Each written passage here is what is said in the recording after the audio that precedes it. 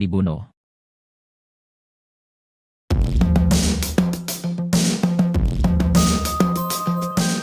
Aep, salah satu saksi kunci dalam kasus Vina Cirebon, nampaknya semakin terpojok setelah tak dibela Ibtu Rudiana, ayah korban Eki.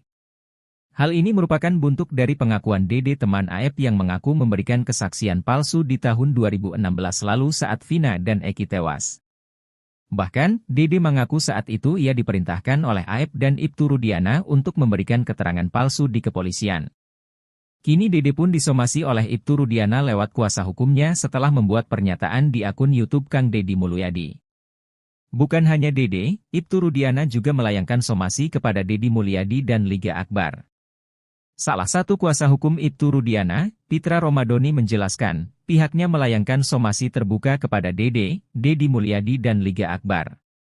Pitra Romadoni menyebut, jika kliennya telah difitnah, dituduh telah merekaya kasus Vina yang kini menjadi sorotan publik. Menurutnya, pertemuan Ibtu Rudiana dengan Aep dan Dede baru terjadi pada tanggal 31 Agustus 2016. Sebab, saat itu kliennya ingin mencari kebenaran kematian anaknya dan Vina karena laporan awal kecelakaan lalu lintas. Di sanalah Ibtu Rudiana bertemu dengan Aep dan Dede. Ibtu Rudiana pun bertanya ke Aep dan Dede apakah pernah melihat ada peristiwa pada tanggal 27 Agustus lakalantas di sini. Kemudian Dede menyampaikan kepada Ibtu Rudiana, dia melihat adanya aksi kejar-kejaran antara para terpidana ini dengan korban. Aep pun nampaknya semakin terpojok lantaran tak dibela oleh Ibtu Rudiana. Sebab, Pitra menyampaikan jika Ibtu Rudiana menerima informasi tersebut dari Aep dan Dede.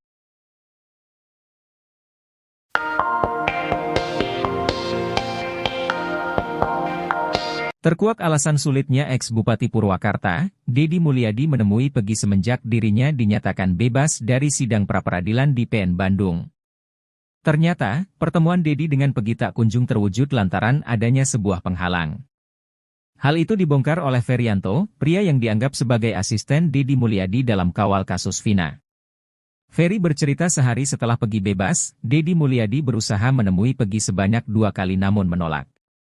Ferry akhirnya mengetahui alasan di balik sulitnya Pegi menemui Deddy Mulyadi, ternyata Pegi dihalangi oleh kuasa hukumnya sendiri.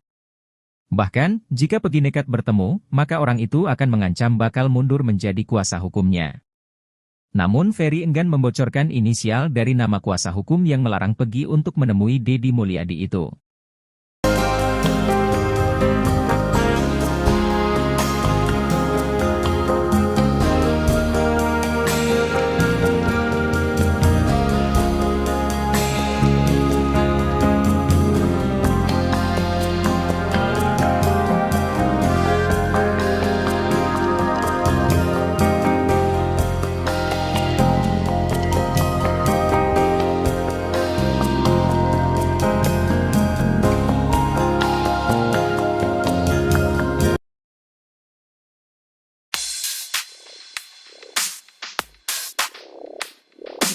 Tak tinggal diam, Ibtu Rudiana melalui kuasa hukum Elza Syarif menegaskan tak punya kekuatan untuk melakukan intervensi lantaran pangkatnya kala kasus Vina. Hal ini disampaikan kubu Ibtu Rudiana, membantah pernyataan Dede Riswanto terkait kesaksian di kasus Vina Cirebon tahun 2016 silam palsu.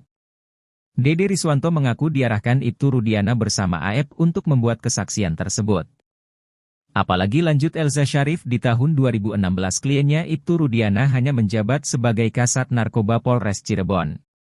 Elza Syarif mewanti-wanti Dede Riswanto soal konsekuensi dari pengakuannya. Ditambahkan tim kuasa hukum Ibtu Rudiana, Pitra pastikan tuduhan Dede yang menyebut Ibtu Rudiana ikut merekayasa kasus Vina dan Eki tidaklah benar. Pasalnya, menurut Pitra, Ibtu Rudiana sama sekali tak mengenal Aep maupun Dede yang turut menjadi saksi dalam kasus pembunuhan Vina dan Eki tersebut.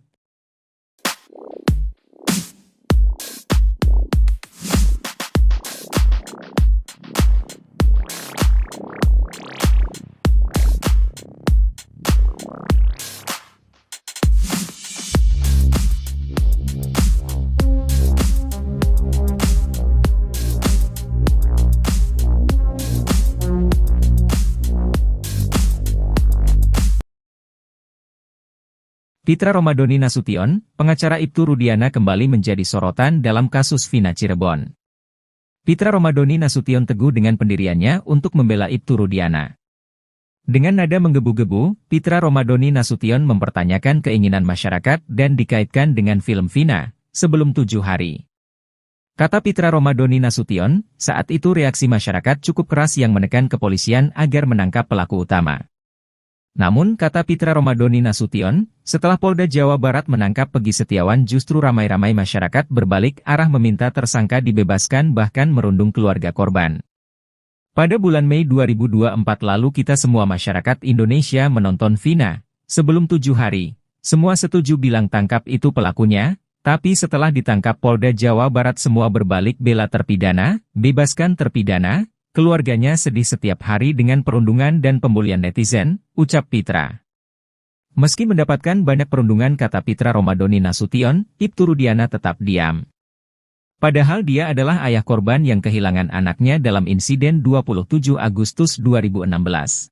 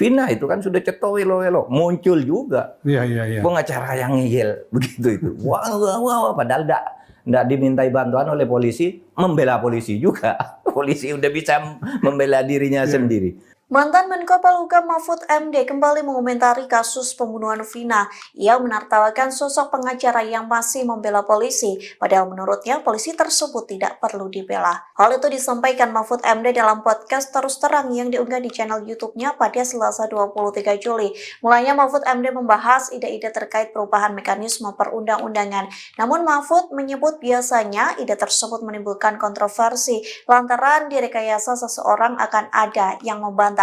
Ia mengatakan biasanya sesama ahli hukum akan memberikan pernyataan yang seolah menimbulkan pertempuran opini. Lantas Mahfud MD mencontohkan seperti halnya yang terjadi dalam kasus pembunuhan Vina. Pihaknya mengomentari sosok pengacara yang muncul membela polisi dalam kasus Vina. Mantan Cawapres nomor urut 3 itu menyebut ada sosok pengacara yang tidak dimintai untuk membantu polisi. Namun pengacara tersebut tetap ngotot membela polisi dalam kasus Vina. Sembari tertawa, Mahfud mengatakan seharusnya polisi tidak perlu bantuan lantaran bisa membela dirinya sendiri.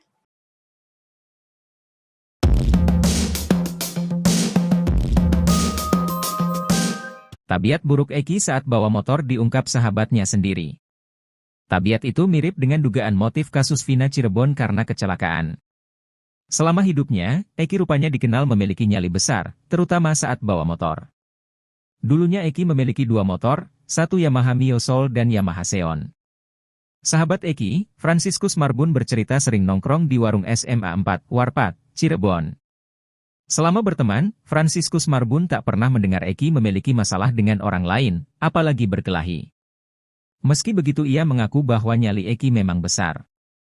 Nyali Eki tak terukur, kata Franciscus saat mengendarai motor. Dia pun membongkar tabiat buruk Eki saat mengendarai motor. Hal itu ia alami sendiri ketika dibonceng Eki. Hal ini searah dengan dugaan motif kasus Vina Cirebon karena kecelakaan. Mantan Kabareskrim Polri Komjen, Purnawirawan, Susno 2J meyakini bahwa Eki dan Vina tewas karena kecelakaan di Jembatan Talu Cirebon pada Sabtu 27 Agustus 2016.